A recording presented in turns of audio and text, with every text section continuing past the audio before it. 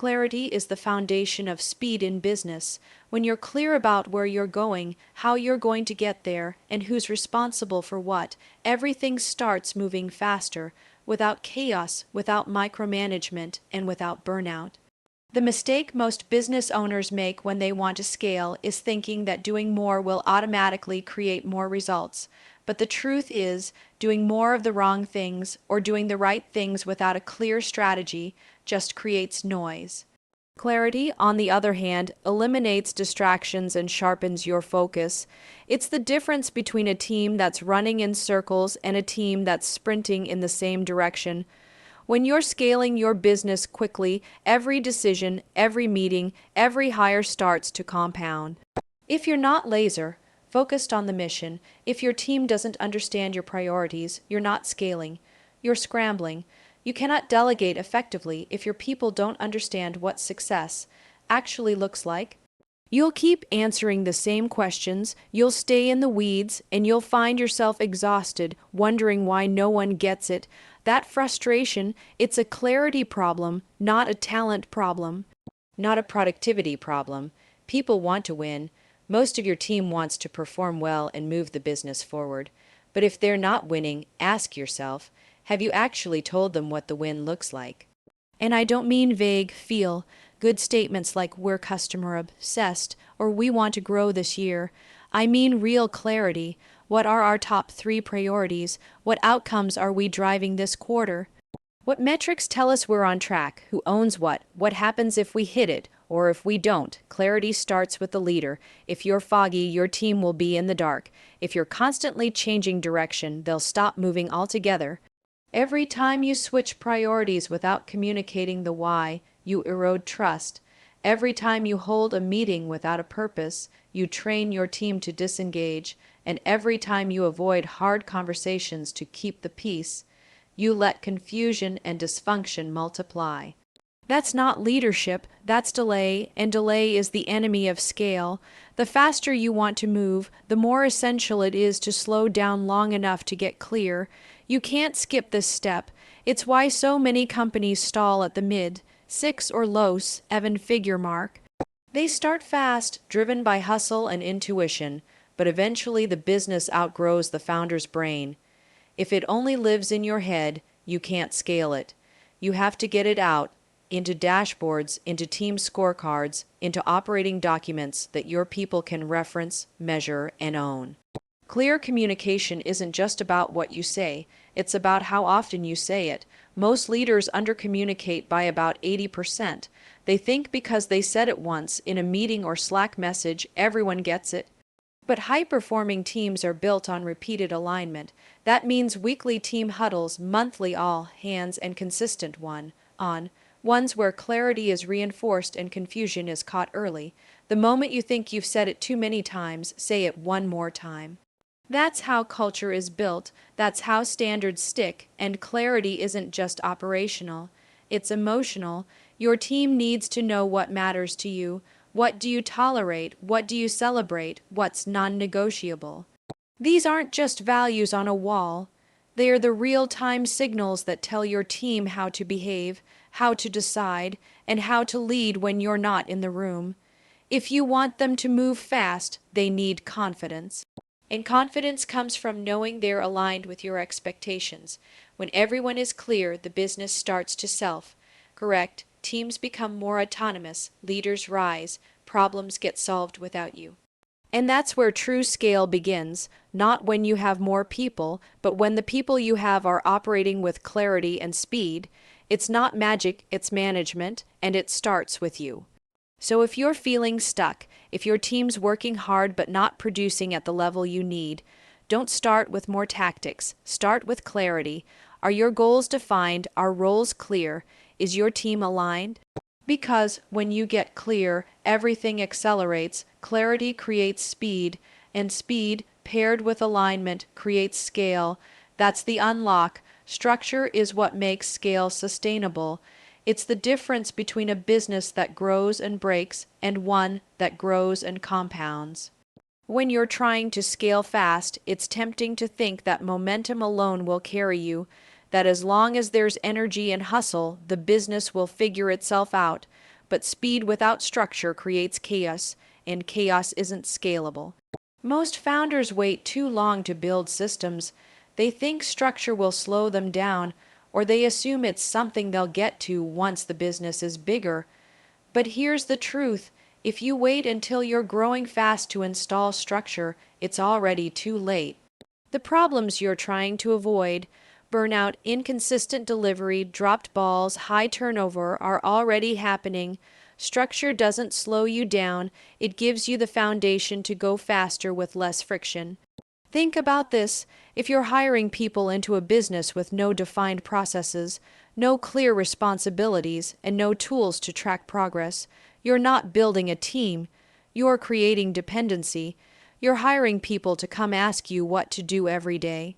That's not leadership. That's micromanagement disguised as growth, and it will drain you. If you want to scale, every part of your business needs to become repeatable, not robotic, but repeatable. That means documenting how things get done. From onboarding a client to handling a refund to preparing a weekly report, if something happens more than once, it should live in a process. Processes don't remove creativity, they create consistency. They allow your team to deliver at a high level without guessing, and they give you the confidence to delegate and step back. And let's be honest, most businesses don't fail because the product's bad. They fail because the backend is messy, clients fall through the cracks, employees get overwhelmed, information lives in someone's head instead of a shared system, and when things go wrong, you're stuck fixing problems that shouldn't exist. That's chaos, and when you scale chaos, you amplify dysfunction. Structure also protects your culture. When expectations are unclear, people make their own rules. That might work in the early days with a small team, but once you start growing, inconsistency kills trust.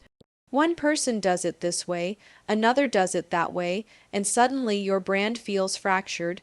The experience your customers get depends on which team member they talk to, and that's a problem. Building structure doesn't mean making everything rigid. It means designing a framework where your team can operate with autonomy and confidence. It means giving people the tools, templates, and systems they need to succeed, so they don't come to you for every decision. You want your leaders making calls based on principles and process, not guessing what you'd want. That's why leadership training, SOPs, and operational dashboards matter, not because they're corporate, but because they're scalable. They free up your brain, they empower your team, they allow you to spend your time leading, not chasing down details or rewriting the same email for the 10th time. Now, is it hard to implement structure when you're moving fast? Yes, but the cost of not doing it is higher. You can either slow down now and install it intentionally, or you'll be forced to stop later and clean up the mess. One is proactive, the other is painful. And don't confuse complexity with structure. Good structure is simple. It's clear roles, clear goals, and clear workflows. It's knowing who owns what, how things move, and what good looks like. It's holding weekly meetings that drive accountability, not just talk. It's having systems that anyone can step into and execute.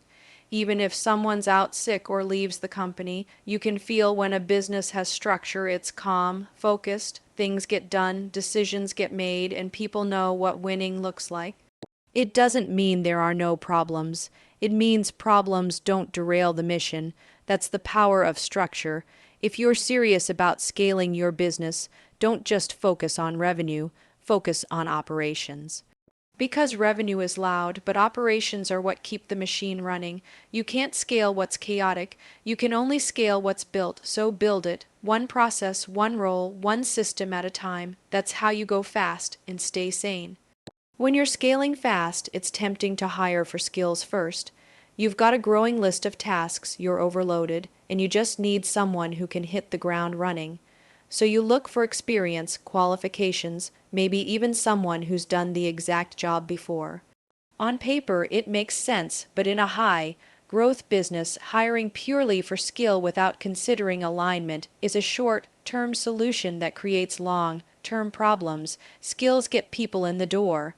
Alignment keeps them in the game. Here's the truth. Technical ability alone doesn't build a forming team. It might help in the short term. Maybe they're great at marketing, finance, or sales, but if they're not aligned with your company's values, vision, and pace, they'll eventually become a blocker instead of a builder. You'll spend more time managing attitudes, repairing team dynamics, and dealing with drama than actually moving the business forward. Alignment is about shared belief. It's hiring people who believe in what you're building and how you're building it. It's about finding individuals whose default behaviors reflect your company's values, even when no one's watching.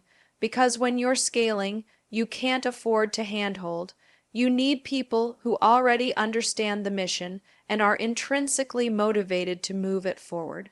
A highly skilled employee who resists feedback, complains about culture, or refuses to operate within your systems is a liability. They might produce results at first, but they leave a wake behind them: confusion, tension, disengagement. And when you're trying to grow fast, every ounce of friction slows you down. You don't just need talent, you need trust. Hiring for alignment also means being brutally honest about what your culture actually is, not just what's written on a wall or in a job posting. If your business is in build mode, fast, paced, and constantly evolving, say that. Don't oversell flexibility and work-life balance if what you really need is someone who can work with urgency and take ownership. Misleading candidates leads to misaligned hires, and misaligned hires cost you time, money, and energy that you can't afford to waste. You have to be willing to filter for values during the hiring process, not after. That means asking questions that go deeper than skills. How do they respond to feedback? What does accountability mean to them? How do they handle change or ambiguity? Have they ever operated in a company that moves as fast as yours does? If not, are they excited by that challenge or overwhelmed by it? Too many leaders make excuses for hiring people who aren't a fit. But they are so talented. But we really need this position filled. But they've done this before. And those excuses become blind spots.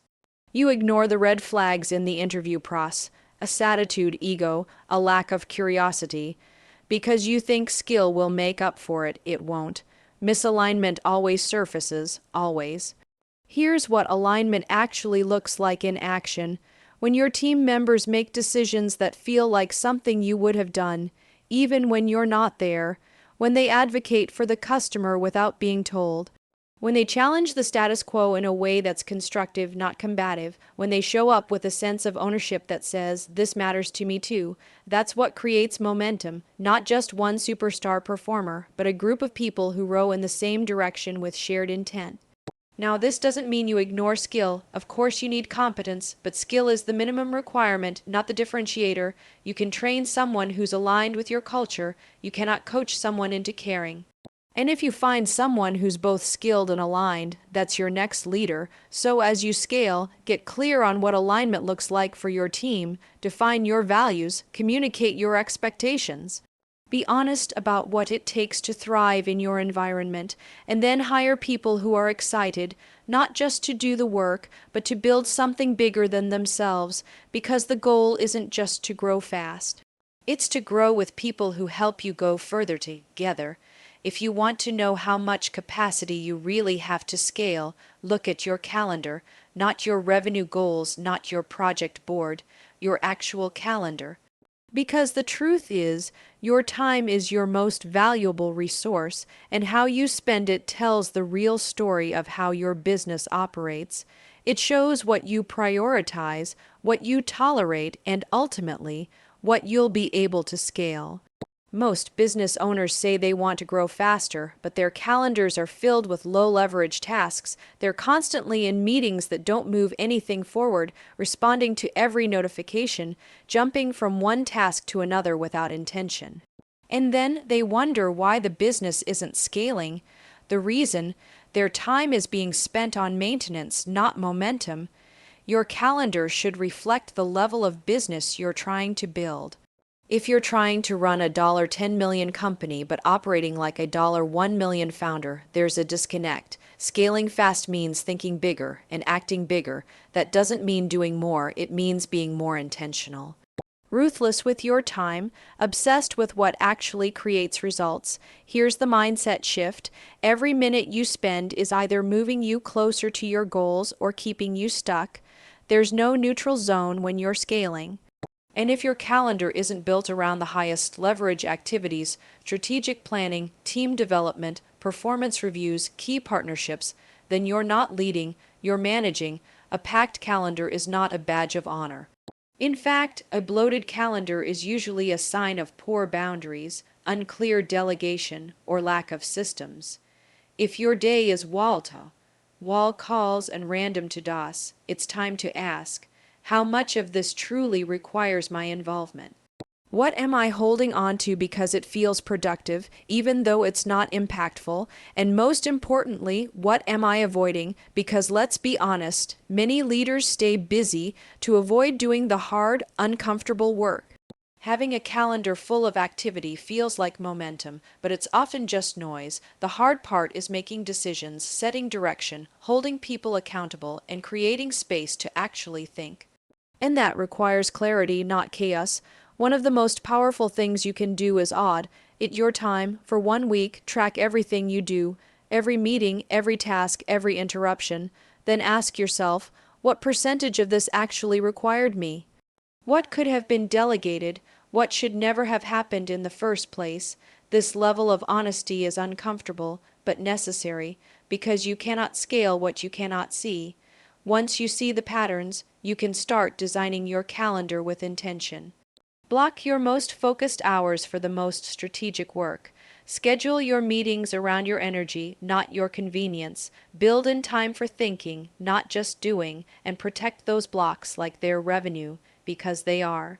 You should also build in capacity for leadership. Too many founders are stuck in execution mode, and they miss the opportunity to coach their team, review performance, and develop future leaders. If your calendar is too full to mentor the people you've hired, don't be surprised when they underperform or leave. Leadership isn't a once-a-quarter check-in. It's a consistent rhythm that requires presence and planning. And don't forget your personal capacity. You can't pour from an empty cup. Burnout isn't a badge, it's a breakdown. If your calendar has no white space, no recovery time, and no intentional disconnection, you're not building something sustainable. You're sprinting toward exhaustion. Fast growth requires endurance, not just intensity. Make rest part of your schedule, not an afterthought. Your calendar also sets the tone for your culture. If you say one thing about values, but your time reflects something else, your team will notice. They'll mimic your behavior, not your words. If you're always reactive, always available, and always overwhelmed, they'll think that's the standard. But if your calendar reflects focus, discipline, and clarity, you give your team permission to operate the same way. Scaling your business 10x faster doesn't start with hiring more people or launching new products. It starts with owning your time. Your calendar is a mirror, and if you don't like what you see, you have the power to change it. Because when your time reflects your true priorities, your business follows, and that's where scale becomes possible, not when you're busier, but when you're better.